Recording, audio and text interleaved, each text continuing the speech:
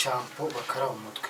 Icyo usabwa rero no gukurikira ari no somo kugira ngo itazagucika. Uyu munsi rero murabona twazanye noneho umunyeshuri iyo bita Tresor niyo tugiye kuza gukenera kugira ngo tubashe gukora shampoo yacu ize kubasha gufata. Niko kamaro kayo ka Tresor. Ikintu tubuze gukenera ni glycerine. Nyamuneka ntabwo ari glycerine yayindi isanzwe isiga. Ikindi agiye gushyiramo turumva ari amabuye umunyu, ariko ntabwo ari wa munyu bateka, ni umunyu wabugenewe gukora isabune. Ni umunyu wabugenewe gukora isabune. Yego.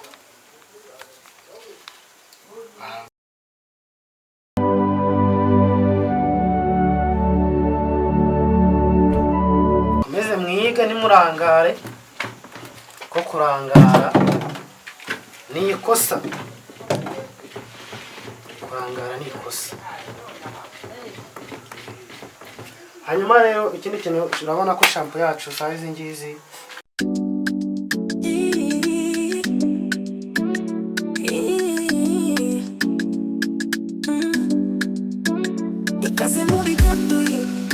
business center limited. Unoiga kikora isabune y'amazi ya tuwarete shampoo yo kufura umuto gukora amavuta keresali na mofiti nandi masomo menshi ikaze muri tatuye umuga business center limited. Ukeneye ubundi busobanure waduhamagara kuri nimero 0789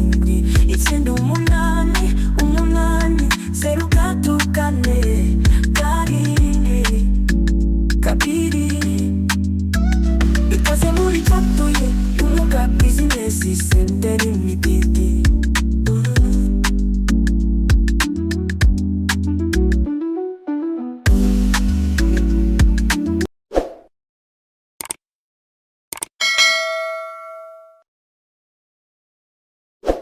kuba ikaze kuri Jatuye umuga business center, ngira ngo nuko isezerano abagabo basezeranye bongera guhurira. Uyu munsi rero tugiye gukomeza isomo ryacu ry'uyu munsi. Isomo tugiye kwiga ni gukora shampoo bakaraba umutwe. Icyo usabwa rero no gukurikira rino somo kugira ngo itazagucika. Uyu munsi rero murabona twazanye noneho umunyeshuri kugira ngo murebe ko noneho ibyo tuba tubabwira ari ibintu biri ibyanyabyo. Uyu munyeshuri twakiriye agiye kudufasha uyu munsi ugiye kureba isomo ry'uyu munsi. Niwe ugiye kudukorera shampoo. Namwe muhaye ikaze, mwibutsa ko niba ari ubwa mbere ubonye iyi channel ushobora gukora subscribe kugira ngo atazajya n'andi masomo yandi agucika. Okay, tubaye ikaze ngira ngo watangira ukereka ibyo abanyeshuri bagiye kwigiraho bakora shampoo.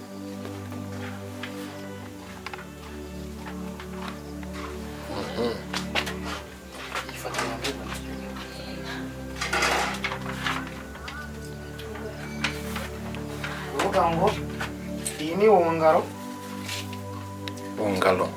tugiye kwifashisha n'ikinyabutabire bita AS. Twifashishe n'umunyu nawo tugiye kwifashisha. Hanyuma turaza gukina none formalin nkuko murabibabwira ituma ibyo wakoze bigira garante bidapfa. Ikindi tubuze gukenera none turakenera iyo bita Tresor niyo tugiye kuza gukenera kugira ngo tubashe gukora shampoo yacu ize kubasha gufata. Niko kamaro kayo ka Tresor. Ikindi tubuze gukenera ni glycerine. Nyamuneka ntabwo ari glycerine yayindi isanzwe isiga. Iki ni ikinyabutabire cya glycerine kugira ngo shampoo yacu ibashe gutuma umusatsi woroha. Ntabwo bayisiga ikinyabutabire gikoreshwa muri shampoo. Batangira n'umwuko wacu. Icyo twibagiye turaza gukenera indobo. Dukenere n'umwuko wa wundi mukoresha bamwe mu bakisha ubugara nk'abita n'akamami. N'amazi yacu, amazi ngira ngo ntabwo mujya muyabona rwose kabisa. Ngaya ni amazi asanzwe aya mujya kuvoma. niyo wayabura rwose ukakwimira ukajya kuyashakisha ariko ugakora. Ibyo bintu tugiye kuza gukenera rero kugira ngo dukore. Umunyeshuri wacu rero agiye kubanzamo iby'ingenzi kugira ngo dukomeze twige, namwe mwiga bashishikariza kuza mu kwiga. Kurikire urebe uburyo abikoramo kugira ngo namwe muze mwige muri Jatui Umwuga Business Center. Mwibutsa ko ugomba gukurikira isomo neza, ukora subscribe kugira ngo ubashe gukurikira ayandi masomo agiye kuzana aca muri Jatui TV.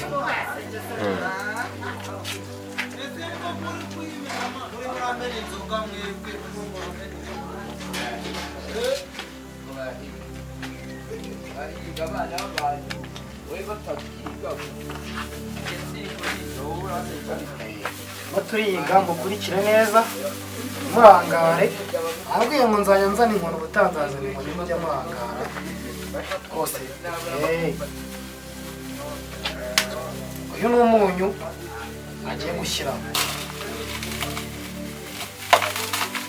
turumva ari amabuye. Umunyu ariko ntabwo ari wa munyu bateka, ni umunyu wabugenewe gukora isabune. Umunyu wabugenewe gukora isabune. Ukareba neza ko ibintu ugiye gukora bimeze neza cyane, ubundi ugakora shampoo yawe nziza. Ariyo mpamvu ugomba gukurikira isomo rikarangira kugira ngo dukomeze twiteze imbere. Nyamuneka mwibutsa ko nta bumenyi nta terambere, nta bumenyi nta terambere, nta mwuga nta terambere. Niyo mpamvu ugomba kuza tukigana tugakurikira amasomo umunsi ku wundi agiye kuzajya cano kuri Jatui TV. Mwibutsa ko waba uzi gusoma, utazi gusoma, waba utazi kwandika, turagufasha. Umunyeshuri wacu rero agiye kuvanga shampoo yacu, kuvanga cyane rwose, ukavanga neza kugira ngo urabona ko twambaye ubwirinzi bwo kugira ngo ubashe kuturinda biba byatwangira. Ni ngombwa kwambara ubwirinzi ku ntoki kugira ngo bibashe kuba bitakugeraho, kuko iyo bikugezeho birakwangiza, ko aya ngaya ni amaproduwi chimique, urebye nabi birakwangiza. Niyo mpamvu ugomba gukora witonze. Ikindi kandi ukaza kwiga hano mu ishuri Umwuga Business Center kugira ngo dukomeze guhaha ubumenyi bwuzuye kandi bw'ingenzi. Ntabwo dutanga ubumenyi gusa, dutanga n'inama kugira ngo amafaranga yawe yose igishoro ufite gitoya ubashe gutera imbere kandi ubashe kugikoresha neza, utere imbere. Turimo turakora shampoo, ukurikire neza rwose shampoo yacu shaka tuyikora nturangare, kuko nurangara nujya no kubikora nawe ukabikora nawe usange hari abantu wangisha kandi bitari ngombwa kubera ko barangaye. Kurikira neza isomo rirangiye.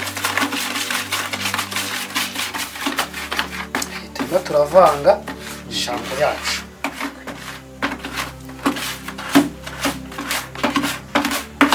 Turayivanga kabisa.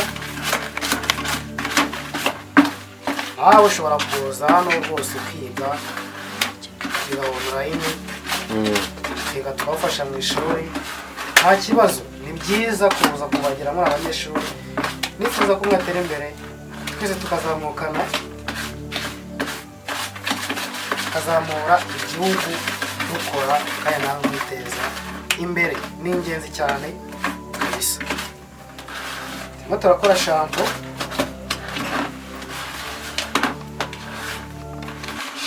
rwose. Iriya umurimo murabibona ko bitangiye kuba akawunga. Abantu bakunda akawunga mutangiye kumira amazi, ariko turimo turakora shampoo nyaboneka. Nyaboneka rwose. Ushobora kuba ukumbuye ka kawunga nta n'amafaranga uheruka, ariko kwa Jatui turakabona. Kwa Jatui rwose uraza ukiga ukiteza imbere ukabona amafaranga yo kujya kugura akakawunga. Kakawunga ukunda neza cyane. Urimo murabireba.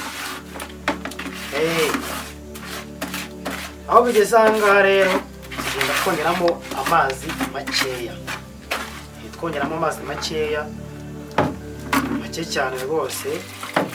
Cyaho vanga neza cyane wirinda ko byagutarukira. Ukavanga neza. Nyamuneka ngwino nawe ngwino wiga rwose umwuga. Ngwino wiga umwuga kabisa. Turimo turakora shampo. Turimo gukora shampo. Nturangare bitagucika. Nturangare rwose.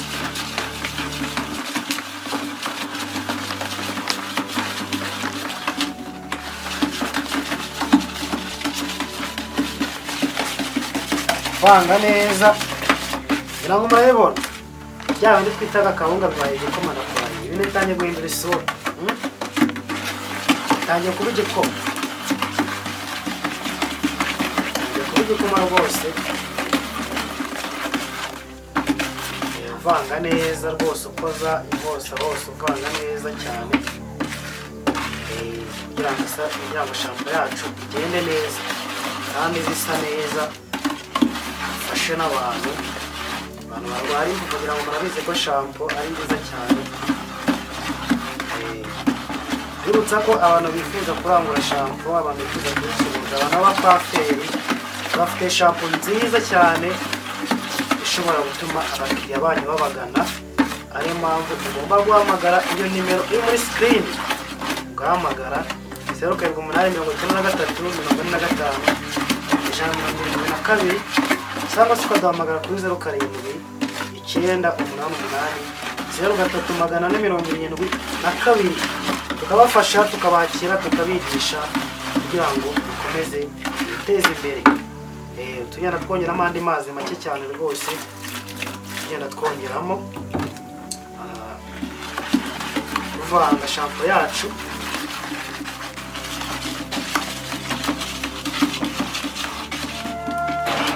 Tugenda twivanga.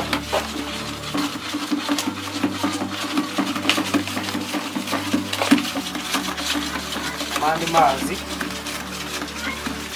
mazi rwose kuri shampo yacu.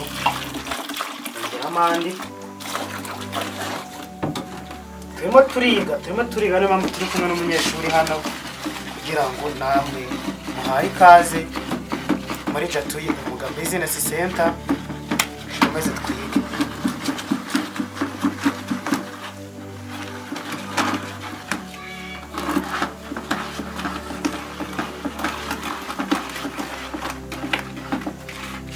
Andi mazi urabona ko biri kugenda bigira gute. Uko tugenda dushyiramo amazi niko bigenda bifata.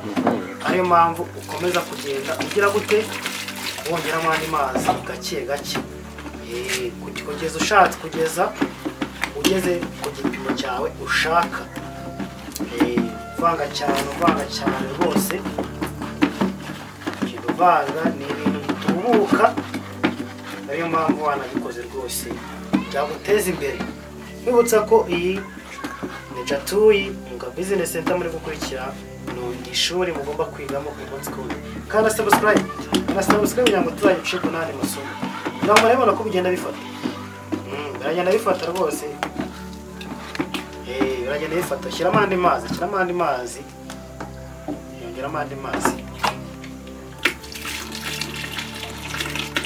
Kiraho ngayo. Vange cyane. Vange kabisa.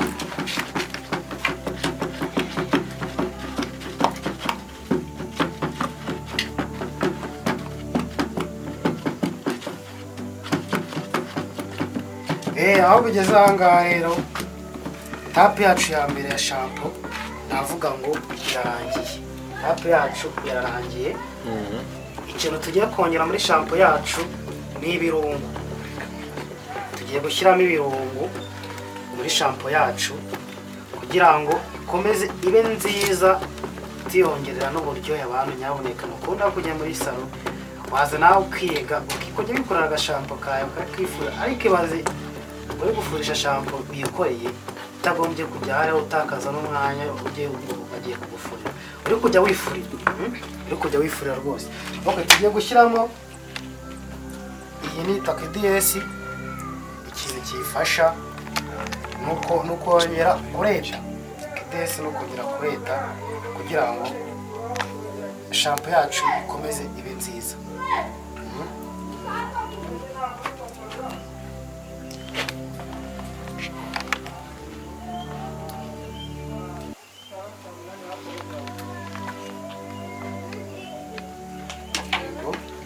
Turangiza tongere tuvange nanone, tuvange ngira ngo murabona ko byongeye bigafata, birongeye birafata nanone, ariko ni ukuvanga cyane uretse gushyiramo amazi komeza uvange. Nyabone kuri no munyeshuri, ariko nawe waza ukiga, nawe waza ukiga kabisa ugahaha ubumenyi rwose. Cyabaye nk'ikivuguto byafashe. Ikintu hano twongeramo nuko twongeramo andi mazi, tugenda twongeramo andi mazi, kiramo andi mazi nanone, usukamo rwose, rekera aho ngaho kugira uvange cyane, vanga kabisa.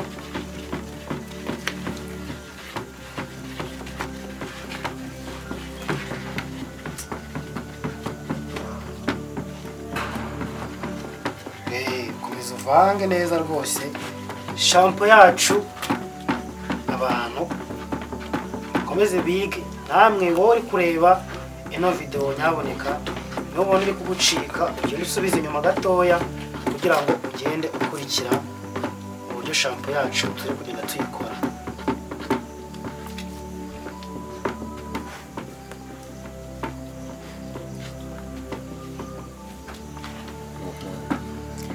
Aho bigeze aha ngaha rero tugiye kongeramo, tugiye gukenera ya glycerine yacu. Ngiyi ya glycerine yacu niyo tugiye gushyiramo. Iyi glycerine nababwiye ikora, ituma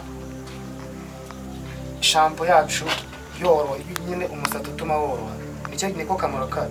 Iyi ntabwo ari yandi bisiga, ni ikinyabutabire cyitwa glycerine.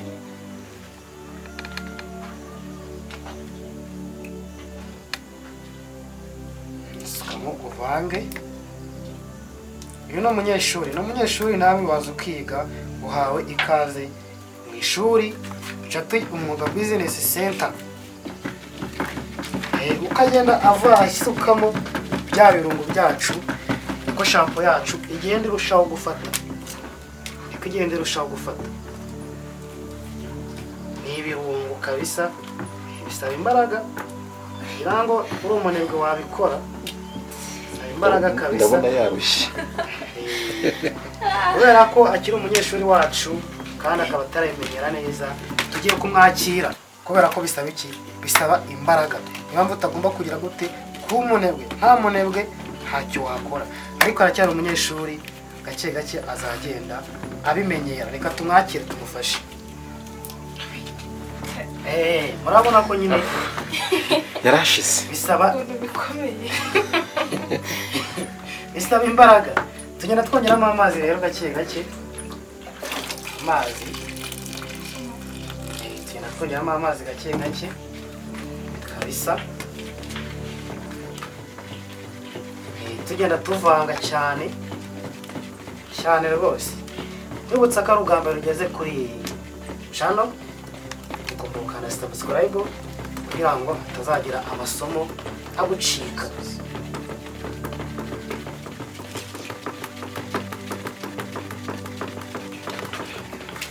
Tugiye kongeramo noneho ikindi kirungo ngiki. Iyi ni parufe, ntabwo ari yandi nyaboneka bitera ku myenda. Yaho iyi ngiyi ni ituma ikomeza kugira gute, ikomeza shampo yacu guhumura,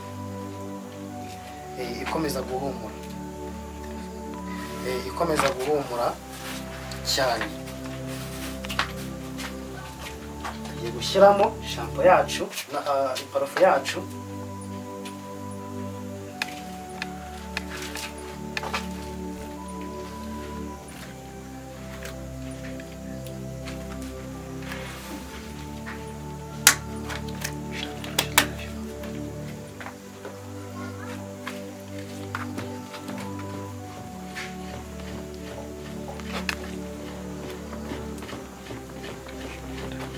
mukomeze mwige ntimurangare, ko kurangara ni ikosa. Kurangara ni ikosa.